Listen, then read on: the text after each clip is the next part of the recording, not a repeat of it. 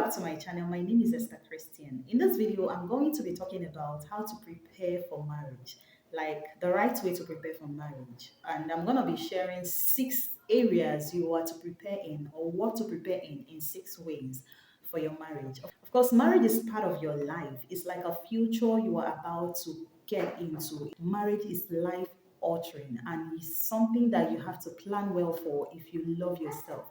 If you love yourself and love your life and really want to live a very good life, it's important that you prepare well for marriage. You don't prepare in marriage, you prepare for marriage. Yes, there is no perfect preparation for marriage, but of course, there are basic things you must know before you get into marriage. So, the question here is, how do I prepare for marriage? What and what should I prepare in? Marriage, is it just about getting money and getting the spouse or getting the right person and getting into it? Or going into it. No. So here with me, I need you to stay with me while I share with you the 6 areas that you must have to prepare in. Okay, the first area to focus on is to have a vision on the kind of home you want to build. This is very important. So many people are getting married without having a vision on the kind of home they want to build. It's so key. Now, it's different from when you want to get married and you are feeling so romantic, or you are feeling the chemistries that comes with being in love with someone. Of course, you want to get married to someone and you are just all excited about the person and you can't wait to jump into him or her. And those honeymoon thoughts and imaginations are just all over you. And sometimes this keeps you from focusing on the main thing, which is the basic of having a vision for your marriage. Now, this doesn't mean that having those thoughts are not good. It's part of it, it's part of the planning. Yes, you can't have those thoughts and those feelings just feel good and feel wonderful about what you are going into. But the fact is that when you allow those emotions to be cloud your sense of reasoning and keep you away from focusing on the fact that your marriage needs a vision to thrive, then that's where you're going to miss it. Now, you don't have to just focus on the person you're about to get married to. You need to focus on what happens after the marriage. Now, when you focus on what the person you want to get married to, all you'll be thinking about is how to make the person happy, how to make the person happy, and all that. And of course, what actually drives this thoughts are the strong feelings you have for him or her at that moment. And I can assure you that if those feelings are not there, you won't even be thinking on how to make them happy. I'm a married woman, so I can tell you that when you are angry with someone or when you are upset with someone you love, you can't be thinking about them and how to make them happy or make them feel good. So that tells you that beyond thinking about the person you want to get married to, you have to focus on the vision of the marriage, because the vision is what is going to sustain you in trying times of marriage. That's what we call trying times of marriage. The same way you have trying times of life. Personally, you have trying times in life. It is everywhere, it is with everyone as long as you are here on earth. Even if you are Jesus, you will definitely have a trying time. Jesus had his, we have ours. So marriage has its trials, it has some times that are not good, and of course, there should be something that sustains the marriage, and there should be something that will keep the flow in the marriage. So, what I'm trying to say here is that a vision for the marriage is important. So, what is your vision for this marriage? What are both of you coming together to do? What are you going into his life or her life to do? And what are you welcoming someone into your life to do with you? Like, after the sex, the romance, the children, and everything, what else? What are you in there to do? What actually helps people to have a successful marriage is the fact that they have a vision for the marriage. The marriage is purposeful, like the marriage is a marriage that is on a mission. Of course, without a vision, there can't be a mission. A mission is when you are actively doing something to reach the goal or to fulfill the vision. The vision is you are forecasting what you want to achieve, or you can see where you are going to. And of course, you can't begin a journey without knowing where you are headed for. So, getting into marriage without a vision is like someone who just started a journey without knowing their destination. So, you must know where you are headed for. Where am I going to with this person? Okay, what is the central focus of this marriage? Marriage is for partnership, marriage is for companionship. Marriage is just to have someone around you to fulfilling a goal. So, for you to find a vision for your marriage, or to set a vision for your marriage, it has to begin with you. What is your vision? Do you have a vision for your life? You must have a vision for yourself, for your life, because that is what is going to inspire a vision for your marriage. So, the kind of vision you have is what is going to attract the kind of person you want to work with or to move with. That is primary. So you don't just choose someone because they are beautiful, they are nice, or they are doing well. Someone can actually be productive or be committed to themselves, but they don't suit into your life. So it's very important to pay attention to the fact that you need someone that will align to that vision. So that helps you to create a better vision or a new vision for your marriage. Of course, the person you were about to marry should know that this is who you are, this is what you are out for, this is what you are living for, this is what God has blessed you to do, and this is what you are doing. And both of you are to join hands together to be the best of yourselves. That doesn't mean the person must be found doing exactly the things you are doing, the way you are doing them, but the fact that there should be agreement, and of course, the person should have capacity or a little bit ability to supporting you in what you are doing. So having a vision for your marriage is what is going to keep that marriage through trying times, difficult times, even good times. Because sometimes there are many people in marriages that money becomes the issue or success is actually the issue in their marriage. So trying times doesn't mean only when you are suffering or going through lack or a lot of things. Anything can be the issue, maybe lack of agreement and all that could be a trying time. But when you know that you have a central purpose, you have a central goal in that marriage, it goes a long way to give you more reason why you should believe that this marriage will work. So marriage is a long time affair, like it's a lifetime affair. It's something that you live to do. It's something that you spend the rest of your life in. That's why I said that marriage is life altering. So you have to decide to have a clear vision of the marriage and what you intend to achieve in the marriage. So the first step is to have a vision for your marriage. If you don't have a vision for your marriage, I wouldn't advise you to get into that marriage. Be sure of where you are going to. Be sure of the kind of person you are getting into his or her life. Be sure of what both of you are coming in to do. That is going to go a long way to influence the environments you choose to live in, the way you want to pattern your life, and what you expect. You should also be seeing the evening of your life as you are going into marriage. It's not always going to be fun in your marriage. It's not always going to be lively. It's not going always, you are not always going to be younger and your spouse become younger. So what about the evening of your marriage? So take your time to shift the focus from the chemistry you're feeling about this person you want to marry to what you are going in there to do, and that is going to help you. If you can do this first thing, it's going to help you a great deal. Okay, the second area to focus on is getting your marriage tools ready. What do I call marriage tools? Of course, you are getting into marriage to build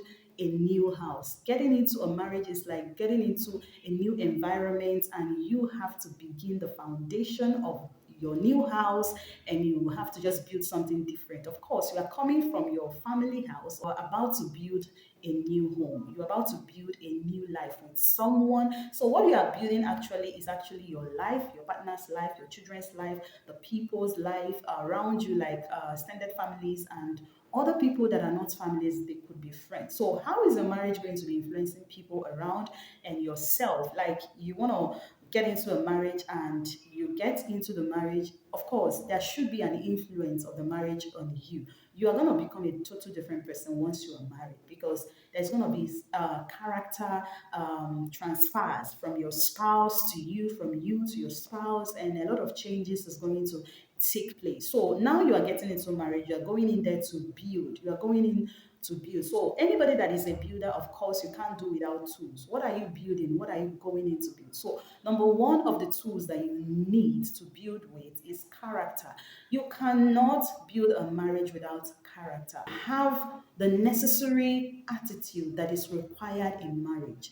The attitude that is required while you are single is so different from the attitude you must possess when in marriage. When in marriage, you are sharing with someone. It is not time to just be personal and selfish and just don't mind and don't care or just want to be yourself and all that. There is a character that is required in marriage. That's why you have to read books so that you understand what is required of you in marriage. So how do I communicate? Like communication is part of the character you need in marriage. So I have videos on that. You also check my channel to see more videos on how to prepare for marriage and all that. Marriage is a place where you are going to unlearn a lot of attitudes to learn much more different attitude, because marriage is a school where you can't stop learning. You will keep learning. You are going to learn new things and you keep learning and you never stop learning. And of course, as I am right now, I'm seeing it by experience. I keep learning, I keep on learning. I found out that one of the basic character or attitude that you should possess is to be teachable. You should be willing to learn and learn. So there are basic characters that are needed in marriage. So you get books on marriage so that you begin to read from now. I have a video on books you are to read while in marriage. And of course, if you're preparing for marriage, it's important to read books on marriage. When you read books on marriage, you know what is happening in marriage and you begin to know how to position yourself and prepare yourself the right way to get into marriage. So the next tool that is very important is money. Money is a great tool in marriage. You can't do without money in marriage. You are not coming to look at yourselves. You're actually coming to spend money. Yes, together you are coming into marriage to spend money. You're going to be spending money to buy food. You're going to be spending money to buy clothes. You're going to be spending money to pay your house rent or to buy a property and build. You're going to be spending money virtually every single day. So more expenses will be required of you when you are married. So with those chemistries that are popping up, remind yourself that money is a great tool that is needed in marriage. So how do you plan to save money? How do you even plan to make money? Because you need to make money before you have a plan to save money. So making money is important. How to save money is important. How to do the right investments, family investments is important. Money plays a vital role in marriage. You can't play down on that. Money has actually destroyed a lot of marriages. They won't tell you that money is the issue, but money is just the issue, because when you don't have money, you don't feel comfortable. Everything just upsets you, annoys you, and a lot of things can get complicated even when there is no issue around. So money is important. So begin now to plan on how to make money.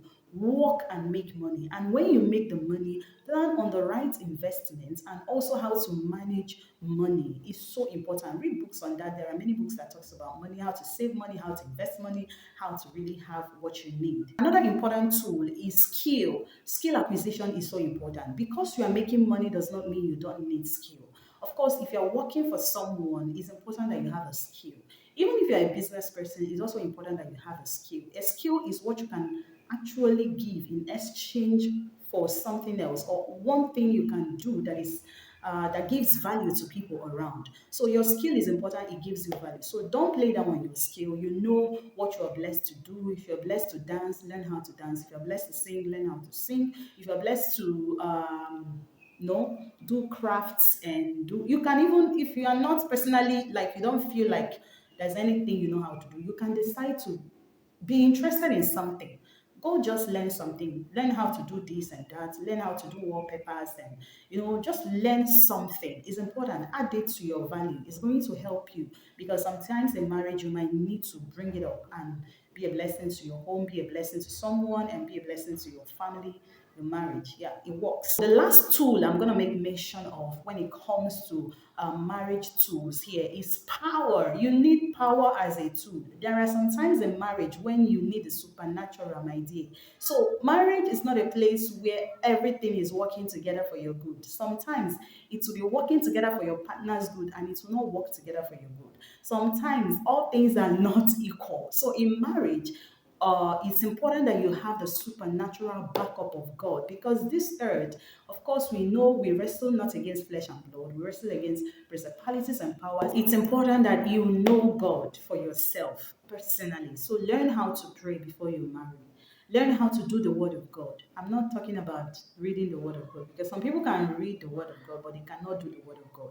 So one of the things you must learn how to do is to pray, how to communicate, and have personal walk with God. You have time. Don't pretend you don't have time to learn it before marriage. One of the basic things you must learn before you get married is to learn how to walk with God as a believer, as a Christian that you are.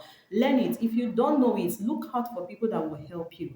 I'm a life coach. You can reach out to me if you want to. You can also reach out to your pastor. Just reach out to the person you can be real to and tell them the areas you are missing it when it comes to your walk with God, because you will definitely need it when you are married. So learn God and learn the power and move in with that power that you need when it comes to getting married. Okay, next, which is number 3, is be willing to be a spouse. Being a spouse means that you have to be willing to play your roles.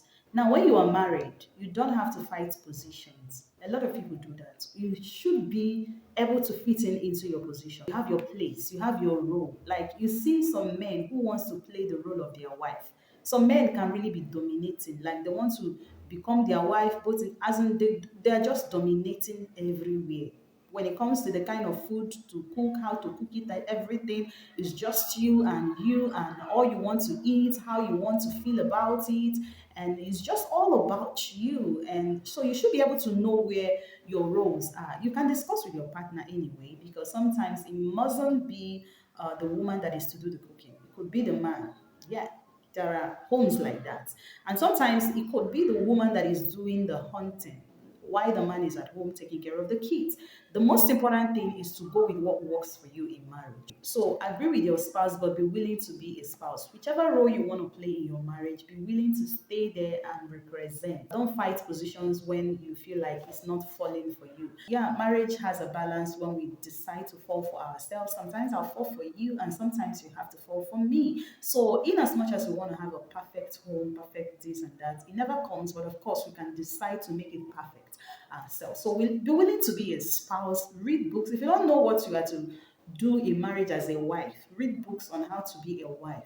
If you don't know what to do in marriage and how to be a husband, read books on how to be a husband. So it's going to help you to know the roles of a husband, the roles of a wife in a relationship, in marriage, and you begin early to condition your heart to really adapt to these roles and fall in line so that your marriage will be successful and you'll have a peaceful home. Or number four, which is very important, is to find a mentor. It's so important to find a mentor in preparation for marriage. You don't just go into marriage all by yourself. Like, you don't need to disconnect from people just because you feel that you found love or you found someone that is going to love you and care for you. It doesn't work like that. Sometimes you may need someone to really be there for you in marriage, because the person you are getting married to can really be annoying in the marriage. Yeah, sometimes your spouse can be annoying, and you need to be patient with them and have the best counsel or wise counsel through the process as both of you mature. So having a mentor before getting into marriage is so important. Someone who knows you and someone who can guide you.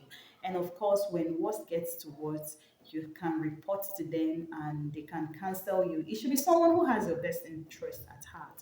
And of course, you can have a mentor. Some people have their parents as their mentors, and the kind of mentor I'm referring to here is someone who is not going to be sentimental, someone who is going to understand the fact that your marriage is important to you and not pick your side because they love you or care about you. It should be a professional, someone who is experienced and have grace when it comes to marriage counseling and marriage issues, and you have to pick wisely or choose wisely if you really want your marriage to thrive. Yeah. So number five is pray and prophesy into your future marriage. See, you don't have to wait to get into marriage before you start praying for your marriage. Begin now to prophesy.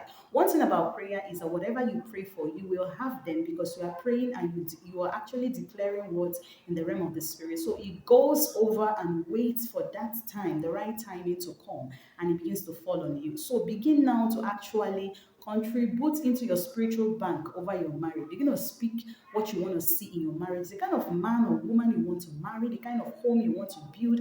Tell God what you want. It's not enough to know your vision and all these things, but tell God what you want, how you want it, and the experience you want to have in your marriage. So finally, which is number six, is don't disconnect from your friends. See, some people, once they are engaged, once they are engaged and getting married, they just shoot out everybody because they found love. Just like I said about mentorship. Yeah, they found love. So they don't care. You don't I think I did that when I got married. Like, I not even when I got married, I was just in a relationship. I decided to just ignore every other person. Even the people that showed interest in me and told me they loved me, I ignored a lot of them because I was in a relationship. Because I was just trying to be a faithful girl. Like, I love to be faithful, I love to be committed, and I don't like having so many engagements at the same time. So anything can be your reason for disconnecting from your friends when you're in a relationship. But focusing just on one person and disconnecting from everybody, I don't mean that you should be having affairs with other people. I mean, you just have a good relationship. Like, yeah, hello, hi, fine, how are you doing? Like, they know that you still have their best interest at heart, not that you are trying to engage with them for anything, or you are giving them hope. Like, you don't give hope to the hopeless when you are married or you are engaged. You are giving someone else hope to still have some part of you for romance and love and all that. Of course, that doesn't make sense, and that's not what I'm talking about here. What I'm talking about is the fact that you need to maintain friendship Have your friends with you, the people you know that they are actually your true friends. Have them with you, and you don't necessarily need to involve them in your marriage. Of course, when you get married, you have some boundaries and all that.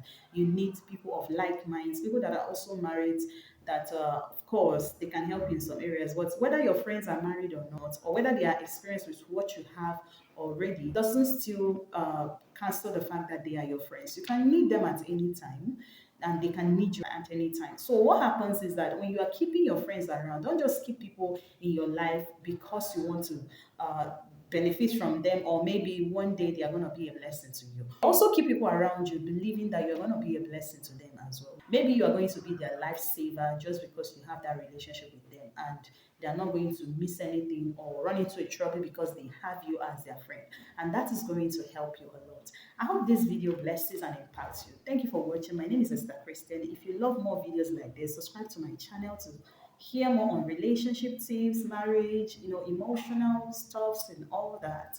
I just want you to connect with me. Drop your comment below, and you can connect with me anytime you want.